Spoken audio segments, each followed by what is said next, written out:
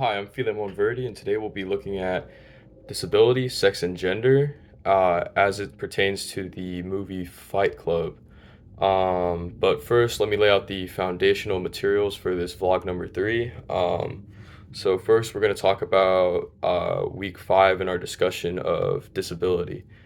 The most thought-provoking thing or most eye-opening thing I saw during week five, it would have to be the um, TED Talk from Stella Young on inspiration porn, the one titled "I'm Not Your Inspiration," because I feel like that's a very powerful thing in how we construe people with disability or disability as society defines it, um, to be like a point of inspiration to keep moving. Like it's this sort of self improvement porn to kind of make us push on or feel better about ourselves in a way.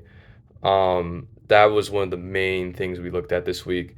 But we also looked at narratives surrounding disability within the United States and the world. So, um, in the US, the idea or perspective of disability relies on reification. Reification, I believe. Yes.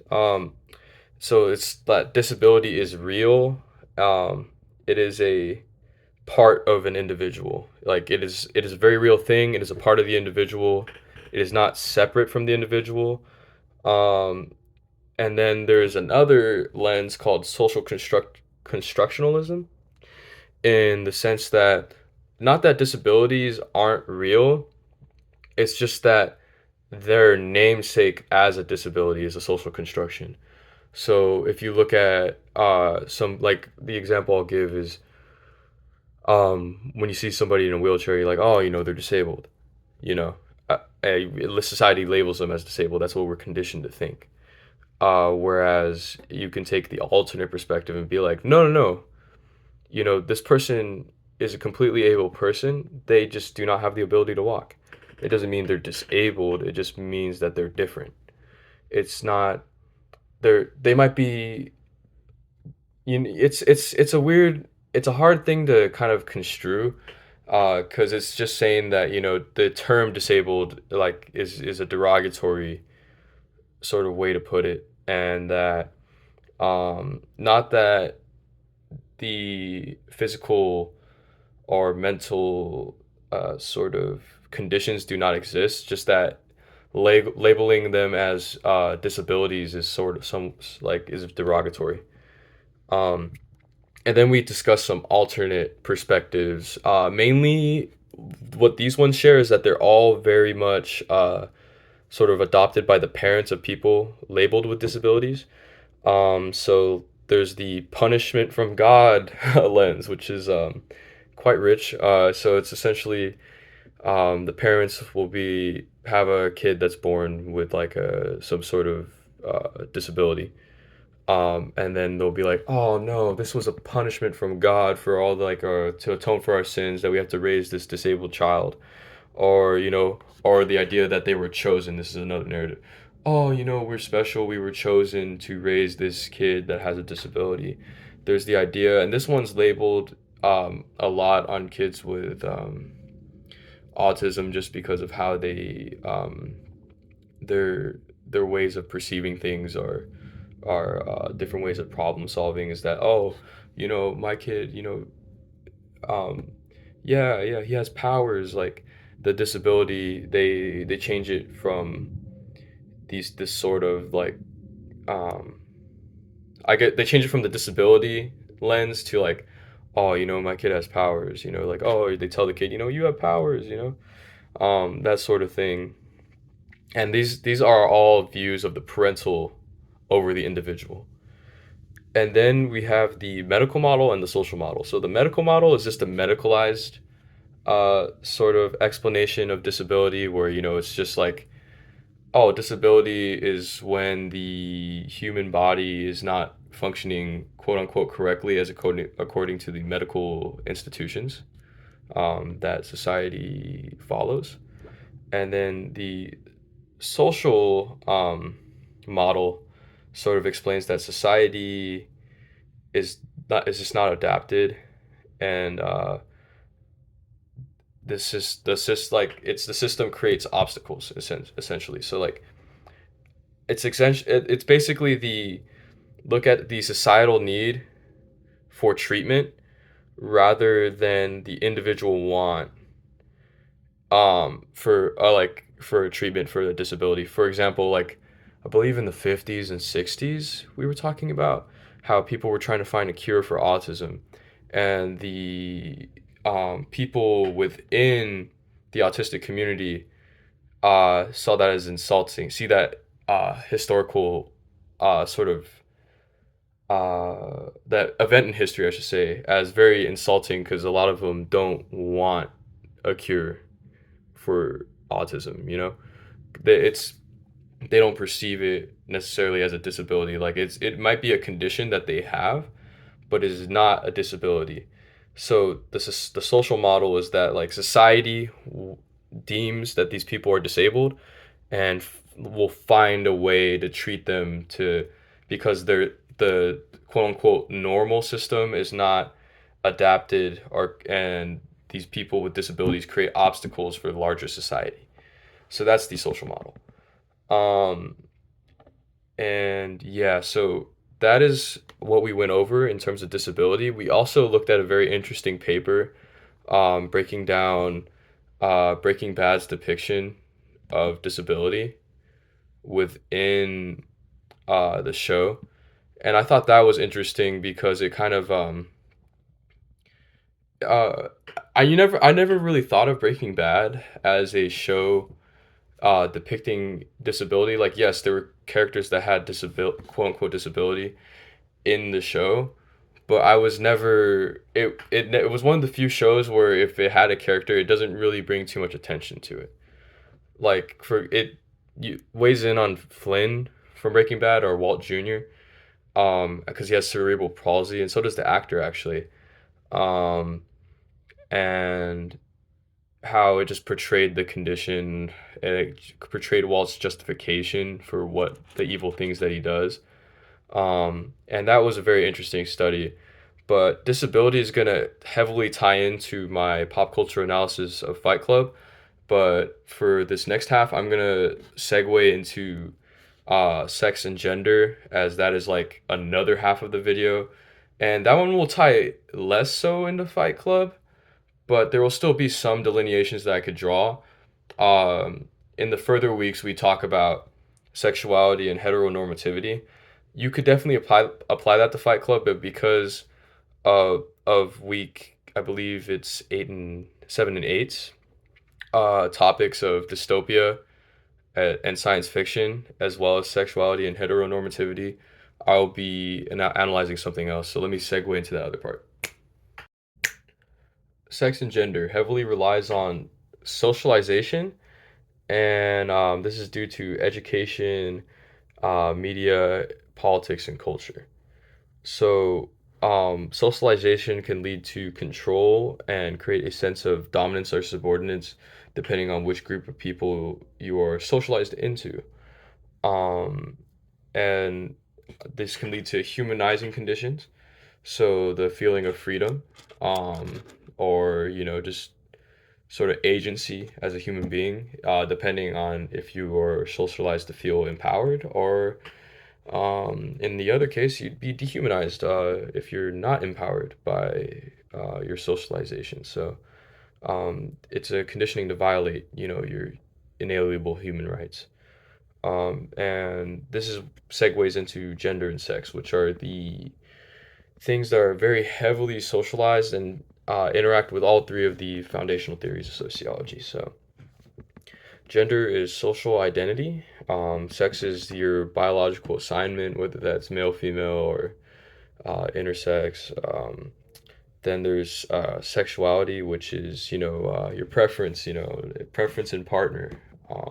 The funny way that I was put into lecture was, sex is assignment. Gender is like who you are, like your social identity, I guess, and sexuality is like who you go to bed with, if anybody.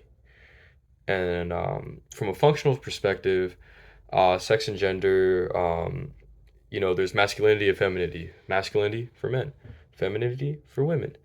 If this results in a family unit and both sort of uh, standards are very complementary roles, and if one of the roles is, let's say, overturned or switched, society falls apart.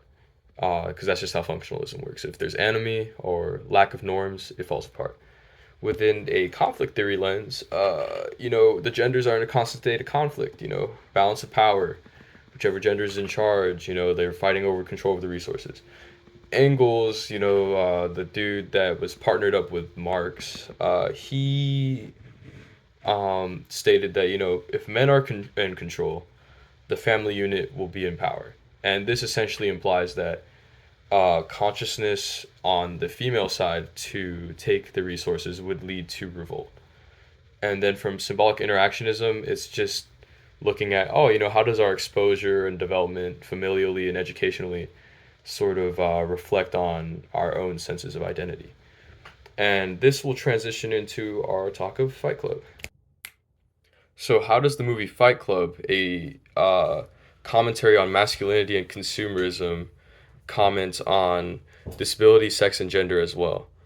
So, first looking through disability, the narrator is a character within this movie who shows traits similar to that of dissociative identity disorder or DID, as well as schizophrenia, because of how he imagines the presence of this alternate personality. It's really just himself, of Tyler Durden. And Tyler Durden is the narrator's vision of the ideal man, everything he'd want to be. Free thinking, no nonsense, just kind of cares about whatever he wants to do, does whatever he wants to do type person. Um, and I feel like the disability pop culture connection mainly pertains to the culture that pertains around the sort of outside cultural sort of digestion of the film or misinterpretations. So, Fight Club's portrayal of DID or schizophrenia has led to inspiration porn for internet losers. So it's like the rise of sort of schizophrenic memes, or like the idea like, oh, just alternate personalities being cool and things like that, or not you like the sort of like the glamification of these serious conditions. And not to say that these are disabilities or anything, in the sense of like social constructs. It's just like, in a societal definition, yes, they are disabilities, and the movie portrays them. I would say in a more heightened reality sense. I wouldn't say it's mainly like it's really a accurate depiction of schizophrenia or DID, but it's used more as a narrative tool because it's never clearly stated that the narrator has schizophrenia or DID. It's more implied, but it has led to the word schizophrenic or schizo or schizophrenia. Schizo is more of a derogatory term. Um, Sort of becoming used in online edits of the movie itself, or just meme culture to sort of signify like, oh, this is schizophrenic, and it'll be like, uh, like me waiting for like the government person outside my house or something like that. But like the meme it would be. But ultimately, the portrayal of disability also ties into sex and gender. So um, the edits will often be like the so-called meme culture schizophrenic type edits, and a lot of them will be geared towards this message of embrace tradition and masculinity or something like that, like something really fake hard. It's telling you like it's like an edit of Tyler Durden going on a speech about how you're not special, and then you know him doing this like the Fight Club fight scenes and stuff like that, or just him looking cool, because in the movie he does look pretty bad. Like he's a pretty cool looking guy. But that kind of goes to the portrayal of sort of gender norms within the movie. So Tyler Durden is meant to exemplify the masculine man, carving his way into society.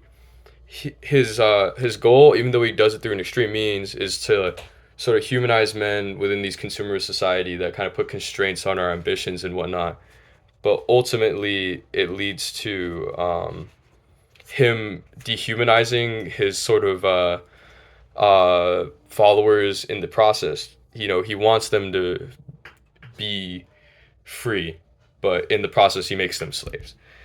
And within the film, Tyler Durden also blocks out the character Marla from the narrator's life, or tries to cut the female influence out because then it would ruin his plans.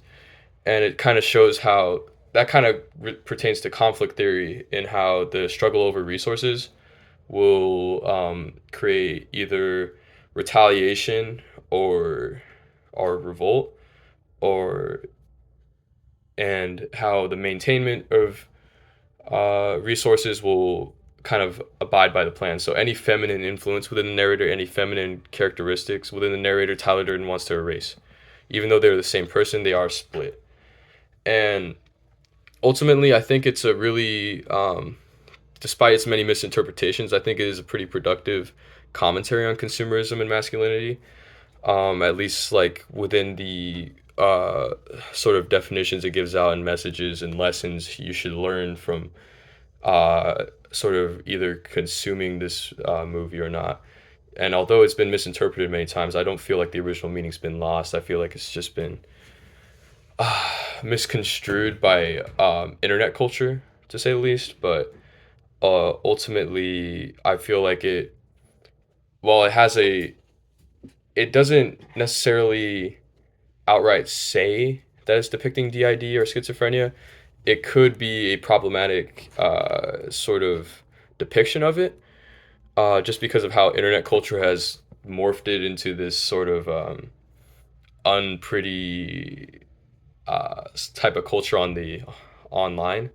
But ultimately, I believe its portrayal of sex and gender, at the very least, are very much so conducive to today, conversations today, even.